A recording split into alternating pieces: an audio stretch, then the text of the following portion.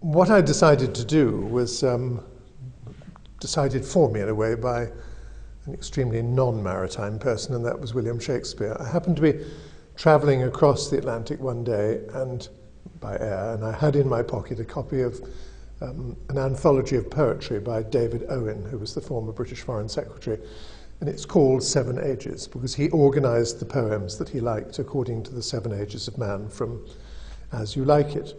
And if you remember from school, those 7 ages are infancy, schoolchild, lover, soldier, justice, old man, and return to childhood.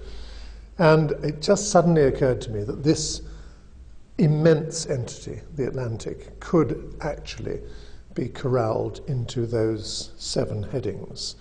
And so what I did, and it'd be up to the reviewers to decide whether or not I've done it properly, is to give a geological beginning, a prologue which describes the opening of the ocean 200 million years ago, and a geological epilogue which predicts the manner in which the Atlantic will close up in about 170 million years, and then deal with the 200,000 years in the middle during which humankind has had a relationship with the ocean, and divide that according to the 7 categories from As You Like It. So it's an experiment. Maybe someone will say it's a very pretentious experiment, but at least Shakespeare gave me a structure which seemed, at least to me, to work.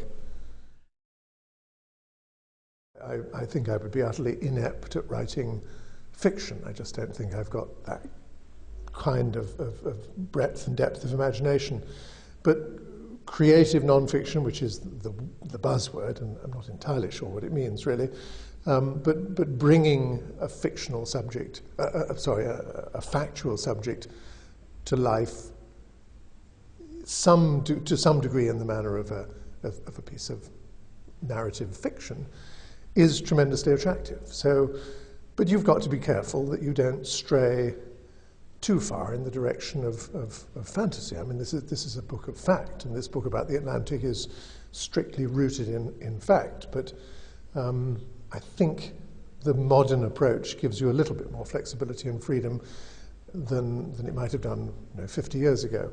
And so you see people like Peter Ackroyd writing about the history of London, and the most recent book on the history of the Thames employs the same sort of techniques, and I think it does free you up, because you're not totally rooted in absolute dry, tedious fact.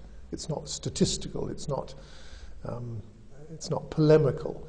It's narrative, and so you look all the time for a narrative arc. And I think mercifully the beginning, middle, and end gives one, in the case of the Atlantic, a narrative arc. And once you've come to accept what that arc's going to be, then it becomes relatively easy to do. I think it is possible, and I think Jan Morris was my guide in all of this, and she's been my mentor from the very beginning when I stopped being a geologist in the 1960s and became a journalist instead.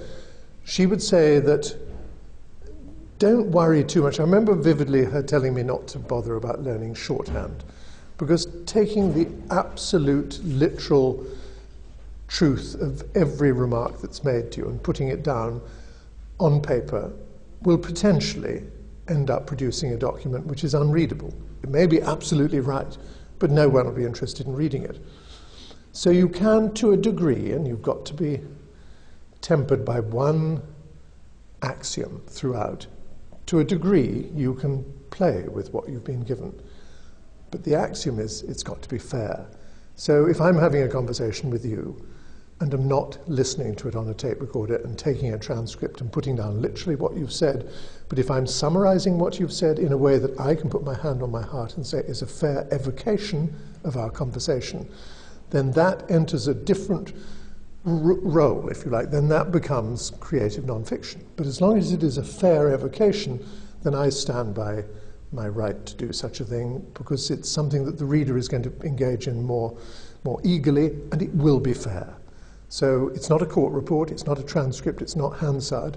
And some purists may say it may deviate from the strict factual rectitude. But I would say it's readable and it's fair, so live with it. To cover an event like Bloody Sunday or or the resignation of President Nixon, or the foundation of the state of Bangladesh. I mean, just to pick up 3 stories that I covered in some detail. You only get 1,500 words or so in the paper, and you're pressed for time. It's got to be in the case of The Guardian, 7:30 that night. In the case of pieces from Calcutta, by sort of midnight Calcutta time. You can't possibly tell all the stories. You can't offer all the nuances, but you can with a book. And that's the great delight of either long-form non-fiction writing for magazines like Harper's or The Atlantic, or even more, in the case of books. Then you can let it rip, and you can tell all the little stories which so importantly add the color and the shading that makes the totality of what you're writing so much better, I think, so much more vivid. Well, I mean, for the trite reason that is the first draft of history. So I love journalism deeply. I regret the 24-hour news cycle that's making it more and more and more superficial. I still like long-form journalism, more analytical stuff. I'm fascinated, as I dare say we all are, about its translation into the online world. I've just been rendering the book that I've just written into an iPad version, which is going to change it into a very different animal indeed. Are we going to get, are we going to see the first draft of history in text, or is it all going to be in moving pictures sent digitally and transmitted to little things like my telephone? I'm not sure. Whether that's a good thing, I somewhat doubt it. I think news needs to be reflective. Important events need to be coherently and cogently analysed by sensible people.